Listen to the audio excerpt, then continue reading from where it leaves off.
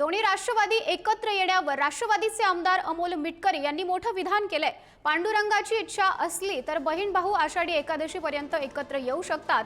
10 तारखेला होणाऱ्या पक्षाच्या मेळाव्यापर्यंत वाट बघा असे सूतोवाच मिटकरी यांनी केलेला आहे। पांडुरंगाची इच्छा असती तर आषाढी पर्यंत दोन्ही राष्ट्रवादी एकत्र येणार असल्याचं मिटकरी यांनी भाकीत केलंय।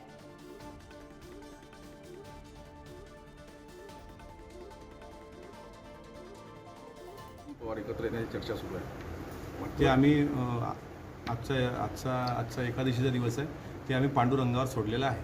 पांडुरंगाच्या मनात जे असेल ते नक्कीच होणार। नक्की होणार। दादा, लक्ष्मण हाकेनं असं म्हटलेलं आहे का तुमच्या अकोला जिल्ह्यात येऊन मी अमोल मिटकरीची पोलखोल करणार आहे, तुमचं काय म्हणणं आहे? असं आहे की आपल्या काय म्हणता येईल त्याला, अकोला जिल्ह्याची पण एक पाहुणचार करण्याची संस्कृती आहे। कोणी आला, आम्ही काय गल्लीबुळातला भटका कुत्रा आला तरी त्याला भाकर टाकतो, त्याच्यामुळे कोणाला यायला मना नाही, पण त्यांनी यावं आणि आल्यानंतर आमचा पाहुणचार घेऊन जावं।